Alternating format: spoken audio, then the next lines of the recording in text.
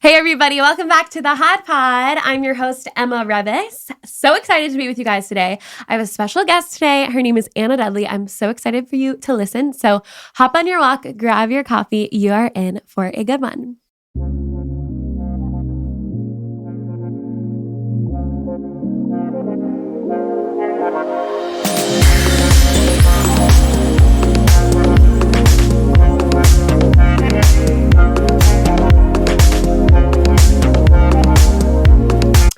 Hey everybody, welcome back to the HOD Pod. I'm here with my girl, Anna Dudley. Hello.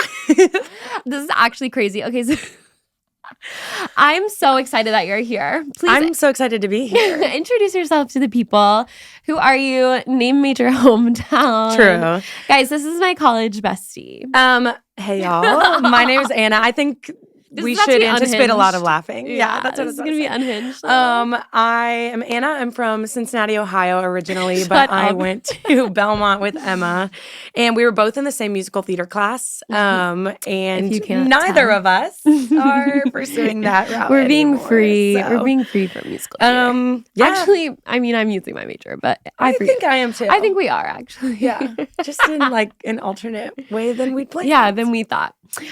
Which we will talk about. We will get into all the juicy details. I just want to literally tell everyone that Anna is the love of my life, guys.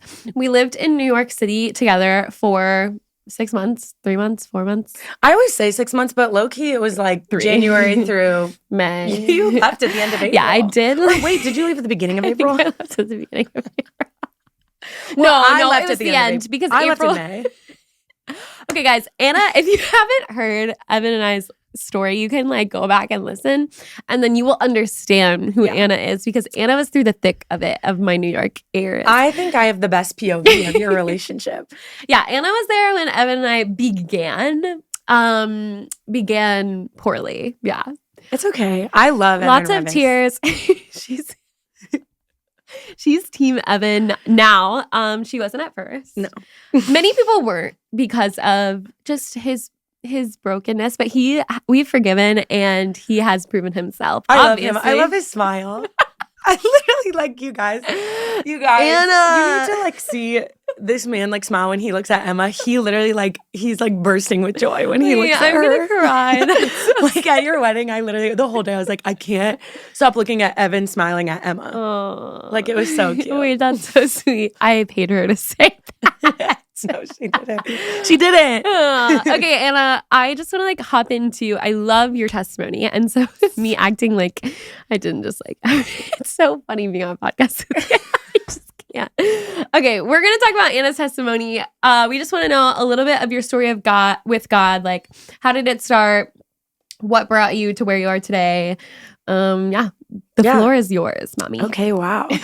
This is something I feel like I haven't really shared publicly like this with before. The internet. Well, yes, I guess, of course, I haven't shared it with the internet. But I feel like I even don't necessarily share this probably as much as I should and would like to. And I was just saying the other day to my roommate, Jordan, that I wanted to share my testimony more. So it's kind of like crazy that you that's so cool. asked me to do this, like maybe like 5 days ago. Wow. Okay, God is popping off these days in your life. God. Okay. But I feel like I have a really interesting testimony, just in the sense that I grew up in a very Christian household. Everyone was a believer.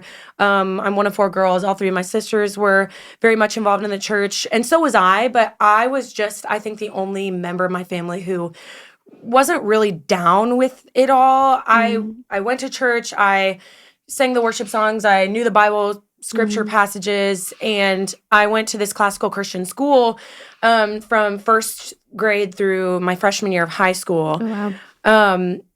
And that whole time I was like living for Jesus, but I genuinely didn't know him at all. In fact, I secretly hated him. And I think it took me a long time to even realize and admit that. Wow. So I feel like that's kind of the beginning of the actual testimony story, the background for it. But really my journey with God was a slow burn. And the person who was so pivotal in it all was my grandmother. Yeah. My Nana, she passed in 2020. 2021. She got sick in 2020. Not with COVID, actually. She was diagnosed with ALS, which is a horrible disease that is terminal, and there's really no cure for it right now.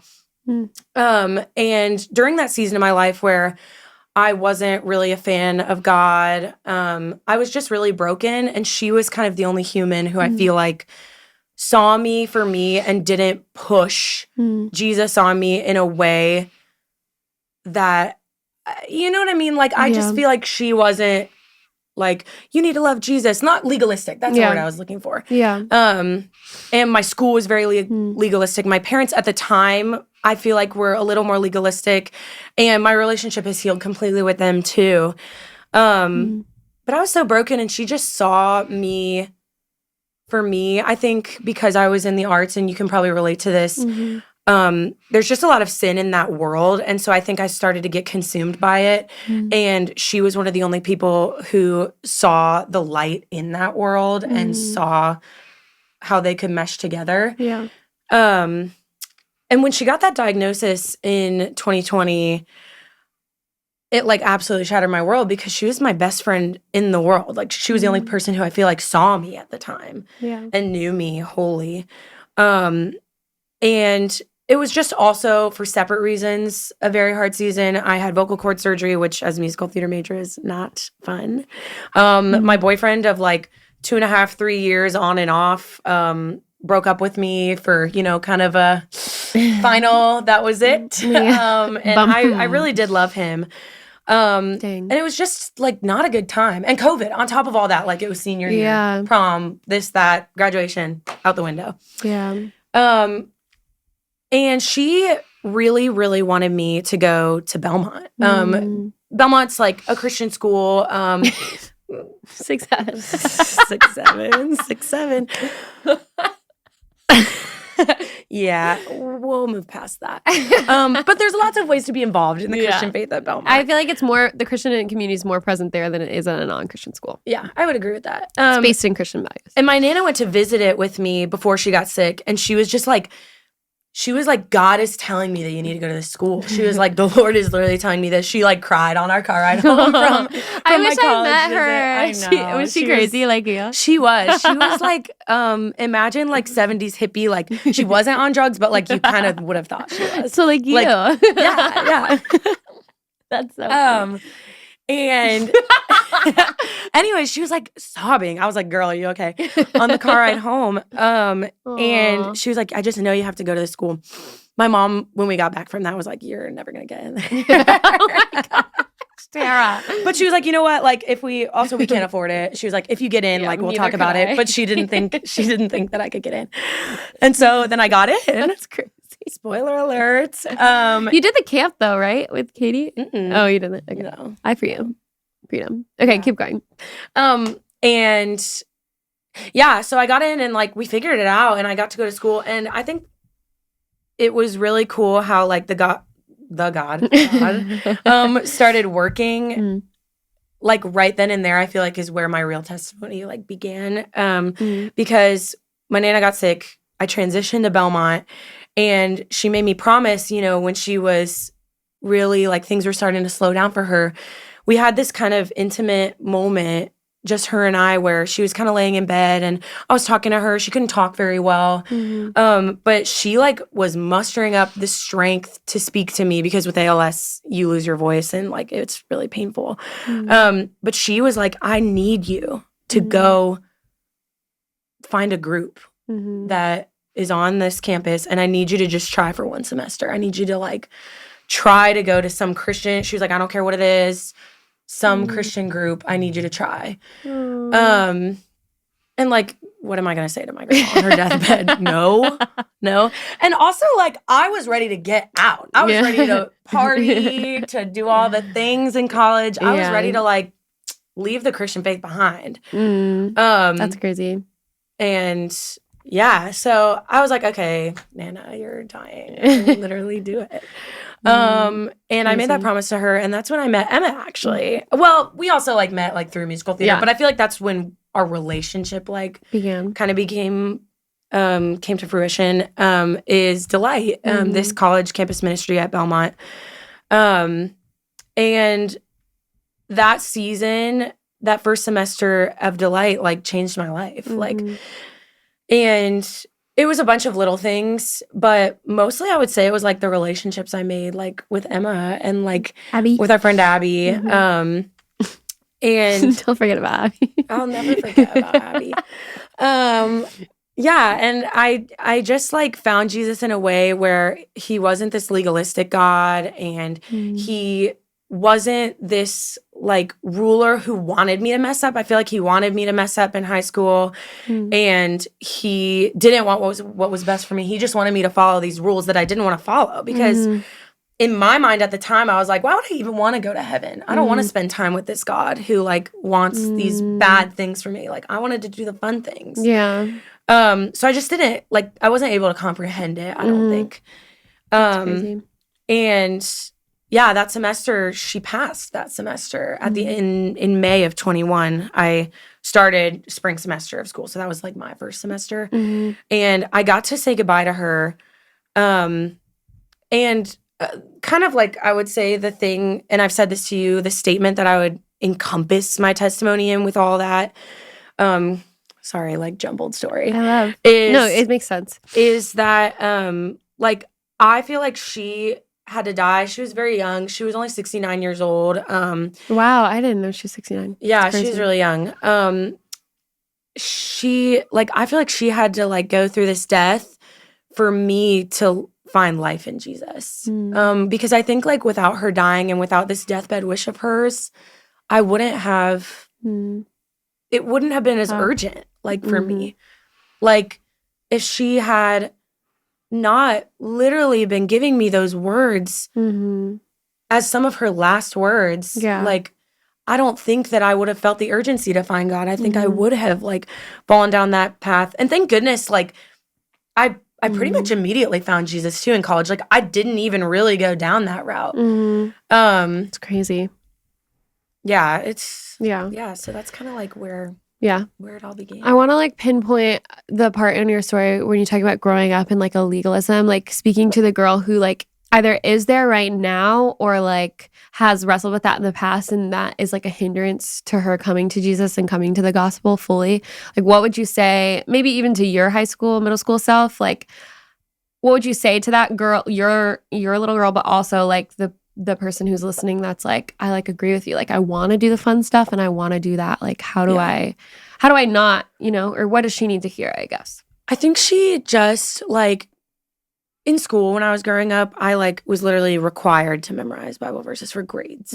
I was required to like pray before this, pray before that. And I feel like my parents monitored me. And again, like, they were learning too. Yeah. It was their first time on earth. Like, so my relationship has just healed with them in a really crazy way too. Yeah. But at the time, like, they were not doing what I needed. And I just wish I could tell her to be honest with them. I wish I had felt like I felt like I wasn't able to talk to them about Jesus in my point of view. And I feel like I wasn't able to talk about him in any point of view or I'd be in trouble. Like, and I just think that asking the hard questions about Jesus, like did you literally not allowing the doubt? Like, I feel like I wasn't even allowed to doubt. And I feel like me giving myself the space to allow doubt helped me find him ultimately. So I wish I had just let myself question it, which I think is something that can happen when you grow up in a Christian faith. Because it's something that's always been around for you. So you don't always get the chance to doubt it. Yeah. Or it's like, if you doubt your faith, like, it's looked on as like, oh, well, you just don't believe. But like Thomas doubted, so many people in the Bible doubted, and it's almost what made their faith more believable. I think the story with Thomas, the doubting Thomas, where he's like, Lord, let me see your hands, let me see your scars.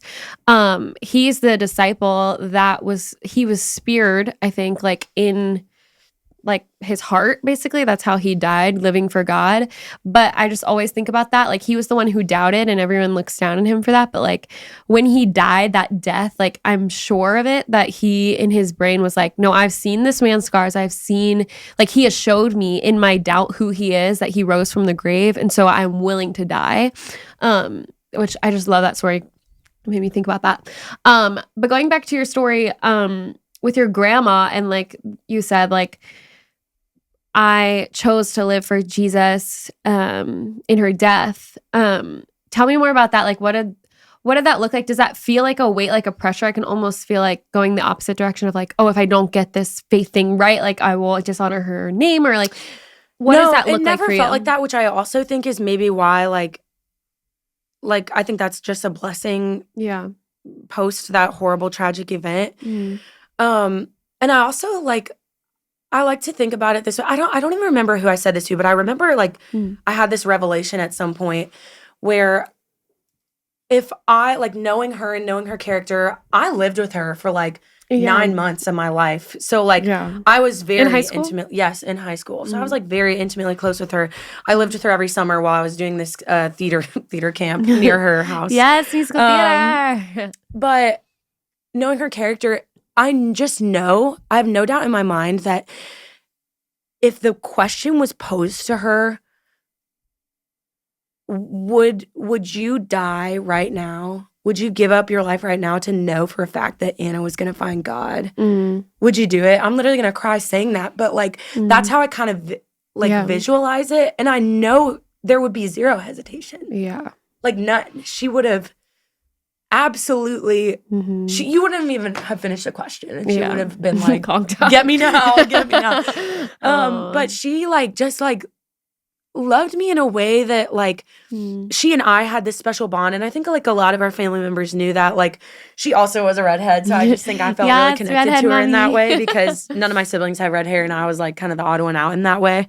And she just like knew me, and like she would absolutely take that bullet for me with zero hesitation. That's so cool. That's so powerful. So yeah, there was just no doubt after. It was just like you woke up and you were like, I'm ready to live this way. Yeah. Because, and like God used that suffering to ultimately bring him to you. That's so cool. It's really wild. Okay, what does life like since your grandmother's death look like? What does faith look like to you now? I know it's obviously a long journey, but like tell us, how's it been since then? Catch us up. So I'm currently kindergarten teaching. Yes, she's kindergarten mommy. Sorry, I say mommy always. It's okay. I love it. And I feel like I'm a kindergartner all of a sudden in my faith because like they're not like they feel like they don't, they're not like they're just babies. Yeah, they're babies. They don't just have knowledge of the real world. Yeah. And they're so curious, but also they make like huge mistakes, but also they don't like exactly understand why they made a mistake.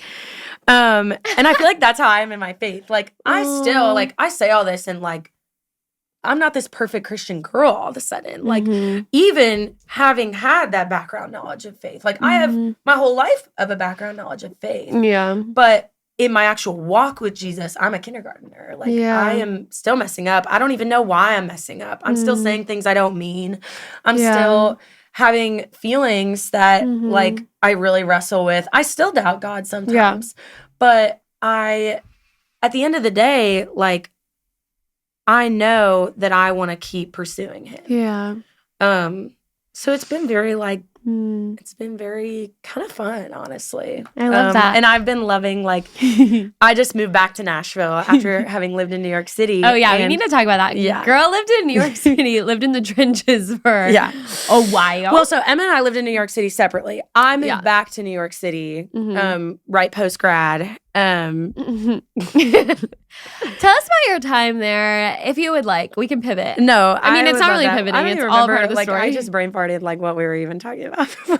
Kindergartner, being a kindergartner. Oh yeah, well yeah, I'm a kindergartner. Well, because Jesus lets the little children into heaven. He says, "Come like a child." I think that's beautiful. I think childlike faith is so beautiful, and I think honestly too, with like the religious trauma you've experienced, to have that time to just like play and be a child. Because for me, like I have the opposite story. Like I grew up in a Christian home, but it wasn't necessarily forced. Like I just kind of wanted to go.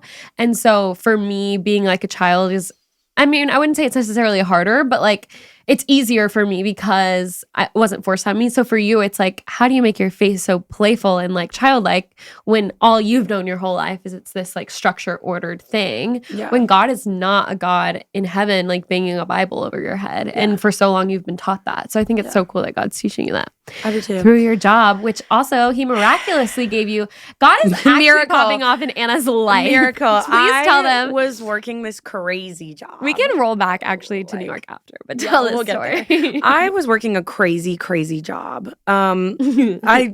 Just like this like telemarketing sales job, like the trenches. Sorry if that's what you do. But for me personally, that was not what I wanted to do. Yeah, we are artsy people. Yeah. Just so I literally like just took that job so I could get back to Nashville. And then I was like, I literally cannot do this. Like, I was like, I can't She do literally this. called me week 1. Like, I think like 2 days into the job. 2 days in. I was like, quit. but it was like a guttural feeling. It wasn't like, oh, I give up. Like, I'm being like, no. I was like, I cannot. Well, you are. here. It was also super unhealthy. Then. Yeah. It was really, the culture was just not cool.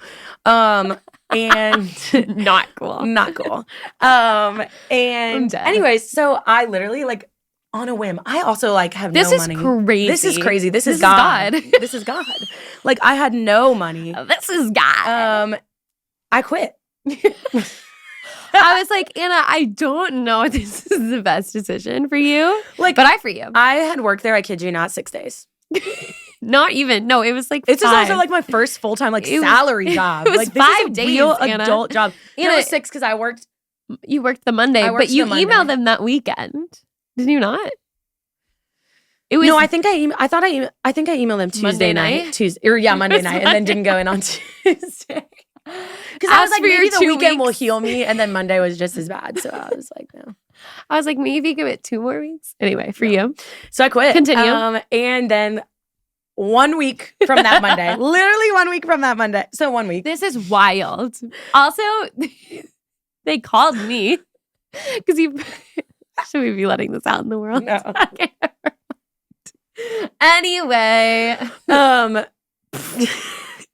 Anyways, I basically was like she applied. manically applying to jobs.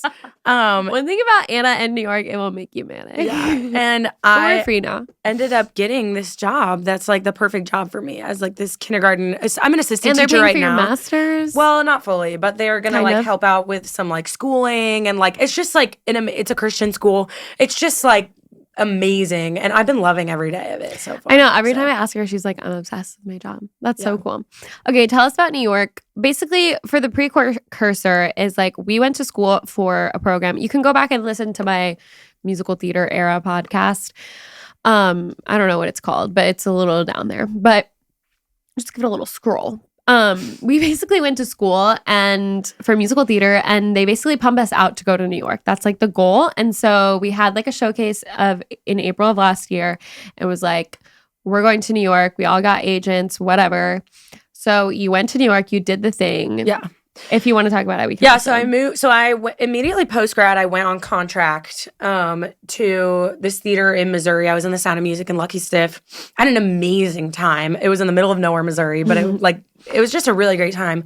But right at the end of that contract, I was singing a really like tricky role for me. I'm more of an alto. You can even tell from my talking voice. Like, and it was a really like high belting soprano track, and through all that, I started to like, my vocal injuries started to resurface, which I know I'd like previously touched on that in my testimony, but this also like is this other big thing I feel like I've dealt with in my life. Also, that has to do with your grandma too. Yeah. Oh, yeah. Because with ALS, you actually like you lose your voice. So I felt very like close with her in this. Yeah. So like, it's Well, just a and really like cool you felt thing. like you wanted to sing for her, right, or something. Yeah. She just had this vision Of me, you like, singing, singing and stuff. And I go to New York. I go to Missouri. My voice is feeling like kind of bad, but I'm like, okay, I think I'm just tired from like 3 months work, doing a show every single day, sometimes twice a day. I'm just gonna go. Yeah. So I go to New York, ignoring the underlying medical problems I'm having. And I start auditioning, and it starts off pretty strong. Like, I'm booked with an agent who is pretty reputable in the area. I am going in for some pretty cool things, and my voice is just caving out on me like every other day in a way that it never did in school. I feel like sometimes just because I have had issues, it would be a little iffy in school, but it was never like, it's not going to work. It was like nothing was coming out. And so I went through this like season of being in New York to be doing what I want to do, and I couldn't even pursue it. So I was working this job I didn't want to do to make money, to make ends meet in this city that no one can afford. Not a I don't know one. who can. Jeff Bezos, like, is he even there? But Krasinski. yeah. Wait, like, who did we see on the street in Brooklyn? John Krasinski John and Matt Krasinski. Damon. Yes, Emma and I live next door to John Krasinski Guys, and Matt I Damon. wish we could take you to New York with us. And I literally just crawl into this girl's bed at 4 a.m. and start crying. And she'd be like, get out of bed. Yeah. We were like kind of mean to each other. Crashing during that out era. all But the it's time. because we were both crashing out. Yeah, And we God were made us crashing out stronger for for crazy it. reasons. And now we live in the same town. Okay, anyway. Sorry, What I were we interrupted talking you. about? I like lose my train of thought. You were going in for stuff. Oh, yeah. Voice crashing. So my voice isn't doing well. I'm still ignoring it, though. I'm just like, I am beating it up. Because you can't. If you have an agent, you have to I just... also have like spent my whole life doing Also, this. Like, all of our training is sing when you're sick. Sing when you're sick. Just push Just through. ignore it. You're fine. Everything's fine. So, yeah, like come springtime, I was like, I literally physically can't do this anymore. Like, I was pushing myself beyond the point of like, I physically can't do this anymore. And the way I like really identified that it was time for me to, walk away from it is I got this call back for Heather's off Broadway, this like dream role of mine. And I literally could not go. I had to decline it.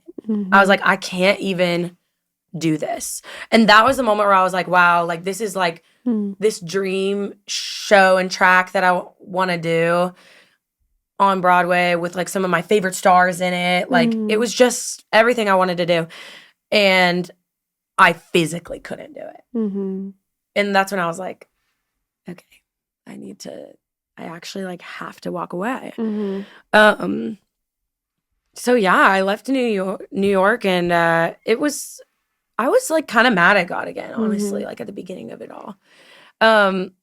But like I said before, musical theater is a really dark industry. And I do think that I was falling back into some of my older tendencies, not in a way where I was like, I'm giving up on God, but just in a way where I'm forgetting about God. I'm not in my Bible every day. I'm not going to church every weekend because I want to do some fun pop-up event in New York. Like silly excuses to not do something. Or because I have an audition the next day. Career was taking priority.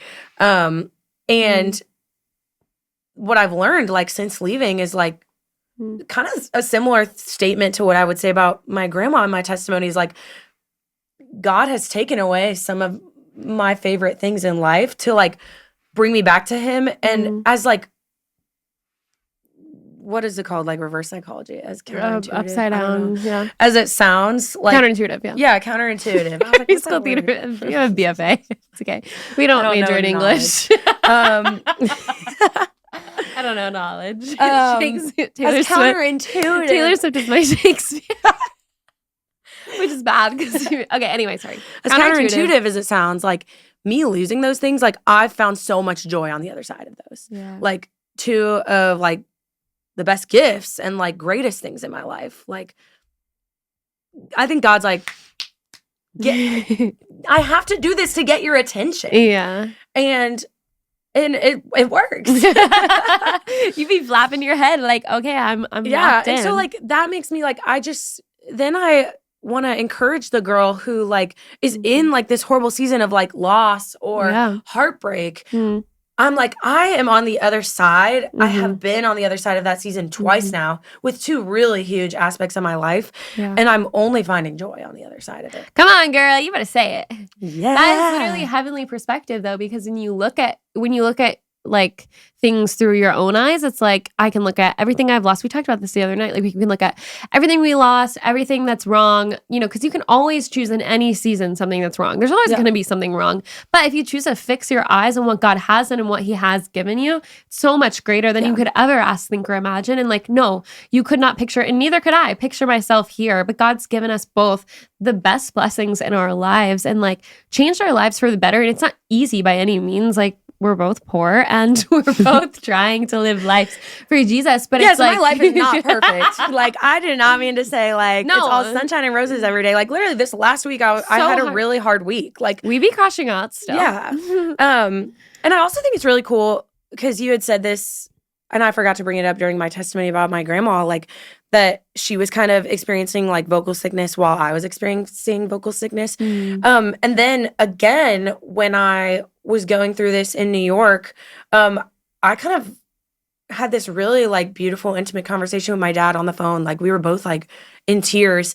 And my dad is he is like my favorite person on this earth. He's like my best friend ever. Love him. Cheers. He has been through something so similar too. And I feel like it's so cool that God has like placed these people to like walk with me in these seasons too. Like he played soccer in college and he wanted to pursue that. And then he ended up needing heart surgery and had to have a pacemaker. And so like he wasn't able to pursue that. And so it's just really like cool how God has also placed people in my life who have been through similar things, who love me so intimately and who I can like lean on. And then that's another encouragement for me. Like maybe I can be that person for someone else in a few years. Yeah. Like God is using everything that I've gone through to like not only help me, like bring me back to him, but hopefully, and maybe even from this, like someone hearing my story, like bring someone else closer to him. Yeah. And I just think it's so cool how he works in people's lives like that. Yeah, I also love too, something that I take away from you every time I'm with you is like you are so unapologetically yourself and you're so honest with how you feel. Like even you being able to like come on here and be like, I was mad at God. Yeah, I was mad at him. And like, you don't feel shame about that. And I think some girls listening probably like are scared to almost say that because you've been taught in whatever religion spectrum you've grown up in. It's like you can't have feelings towards God. He's holy, he's whatever. But like God can take your feelings. He can take your emotion. And he is sovereign over Anna's story. Like hearing all of this, it's like he knew exactly how to shape your story. He let you go to New York and let you experience that. And like what a gift and sovereignty of him that you got to be there, experience it. Oh my goodness, I had an amazing year too, like on top of that. But right. It's just, he's just been like so good to me in these hardships. Yeah. And I think the reason that I feel like so emboldened to, I don't know, like ask the big questions now is because I had to. Yeah. Like it was either goodbye to the faith or ask the questions. Yeah. And so many people don't ask, they just leave. Yeah, they just leave because they think that's not even allowed. And that's what I thought. And I feel like you were one of the people who actually opened my eyes to that. And like I actually remember like this one time we were sitting, like I like did not know Emma very well yet. We were sitting in a Delight meeting and I like came up to Emma afterwards and I didn't know you very well. So I was like kind of nervous. But we had like mutually, we were in musical theater. So I was like, I feel like I should talk to this girl. She's crazy like me. And I remember saying to you like, I don't like God right now. And you were like, you don't have to. And that was the first time someone had like not immediately judged me for saying something like, and I don't know if those are the exact words, but like that was like the gist of it was like, I was really upset with him, but I was trying to be faithful to my grandmother and like, go and like try to ask the hard questions. And I did. And I feel like you were the first person who like was like, you don't have to. Yeah. And I was like, oh.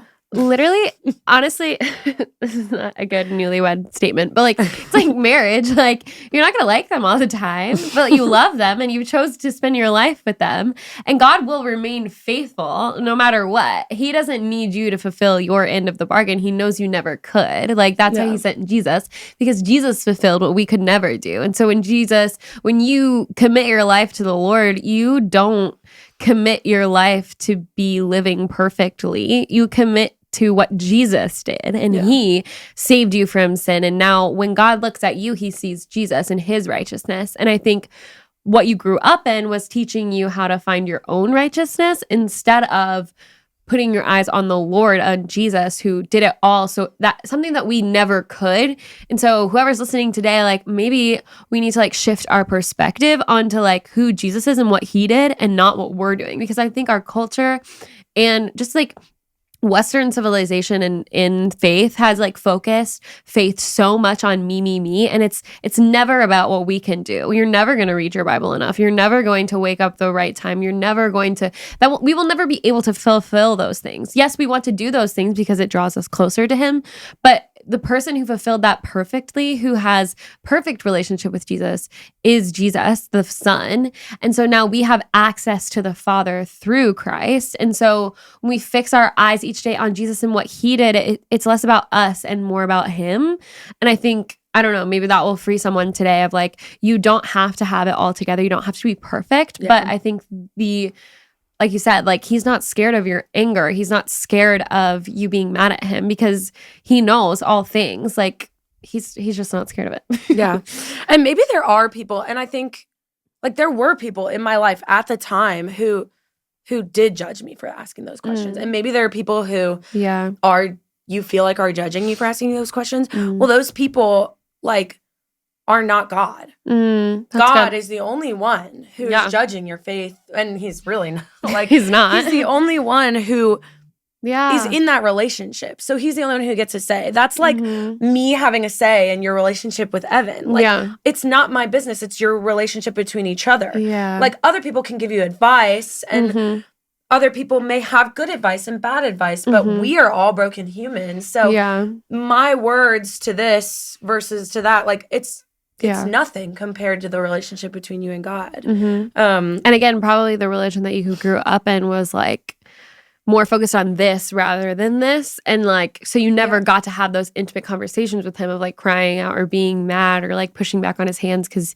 you were just taught like, oh, well, all I have to do is like follow these rules. Yeah. Which is really sad. And I'm glad you've like been set free from that. And it's really cool the way that like not only have I been set free from that now, but I feel like because my family was kind of involved in that, I feel like they've been set free from it, like on the other side of me being set free from it, which is really cool. That is cool. Like, I feel like my family, you know, like, and I don't want to say like too much just because I know that's like their business and stuff, but like I really believe that God has redeemed them to like holy, like they don't judge the way that I feel like they used to. And I just think that they're like, my relationship with them has been healed completely. I call my mom and dad every day, like every single day. And that's what I was telling Abby the other day. I was like, wait till you like live not in New York. I call my mom all the time. Like literally I love them every day. Hey, literally, like I literally think about them all the time too. That's what I'm saying. Like, I need to text my mom and dad. They're gonna think that's so funny. I text them a bottle or a picture of this bottle of wine I had last night, pumpkin spice Chardonnay at Trader Joe's. It was really good. Awesome. And then I was like, look, this is so good. And my dad was like, bring a bottle home next time you come. Or when you come home. And I was like, just like so cool how our relationship has changed. Which is so biblical too. I feel like sometimes when we get caught up in our career and in ourselves, like you're just busy, you lose sight, but like it's so cool that God's restored that. Yeah. Wow. I'm literally obsessed with you. I'm obsessed with you. You guys, the HOD Pod is awesome. I love to stream the HOD Pod. I'm like feeling like a little celeb guest on the HOD Pod. You're famous. Any famous last words you want the people to know about? Any like hot takes from your week? Anything funny you have to say? You know, we've been reading Ephesians at church right now, and I was reading it this morning, literally like the first like line of Ephesians, and I'm gonna butcher it. I'm gonna like say it wrong. I forgive. But it was talking about how Paul is an apostle of God by God's will. And we were talking in church about like he wasn't God's apostle by popular vote. He wasn't God's apostle by, you know, raise of hands who want not it. Like he was God's apostle. Nose goes. Nose goes. He was God's apostle by God's will. And I feel like that has like really that like wrecked me when I was hearing about it in church, just in the sense that like it is by God's will. All that to say, everything I just shared with y'all, it is by God's will alone that I'm his child. Yeah. Like I was really willing to not do what God like has for me in this life. I was really willing. I didn't want to. I wanted to run away from it. Yeah. And it was literally only by the people he placed in my life and his divine will that you're here today. And also like the thought of sharing my testimony like this, like on the internet, like even like 2 years ago, I would have been like, absolutely not. I don't want people to like have this I don't know, like, perception, like people have perception of Christian people. And I never would have wanted to be seen as a Christian, even at the beginning of my faith. So I think it's just amazing how far he's taken me. That's crazy. So. I love that by God's will, like too, because Paul's story was so like from darkness to light. He was literally killing Christians. Yeah. Like I think we forget that the man who wrote the New Testament, Jesus Christ wrote it, but like through divine revelation, like Paul was the least. He says that in his letters. He was like, I'm the least of all. Like I have the least authority to be telling you these things. But I think to sum your story up in a bow, it's like we are all undeserving and we are all messy, broken people that deserve death. We all deserve death on the cross, but like Jesus came so that we can have life, and he will run you down, pursue you, go as far as you're willing to run away. He will run even further to get you back and bring you back into his house, into his arms. And so I just love that. He loves you. Yeah. So much love. We need to talk about that. He loves you. He does not want to judge you. He wants to love you. He wants to open his arms up to you. Yeah. He wants you. Yeah. By grace through faith. True. You gotta say it again. Okay, period. Do you want to pray over the listener? I would Anyone love to. who's going through what you've been through, feeling like moved. I would love that. Okay, let's pray, y'all.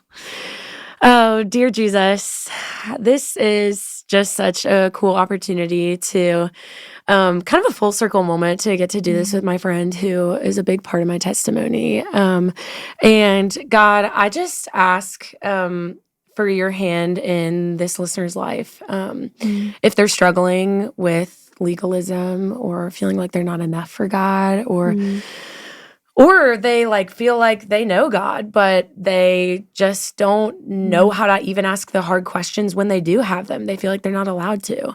I just ask that you will reveal yourself to him and reveal your character to them. And just let them know that you love them.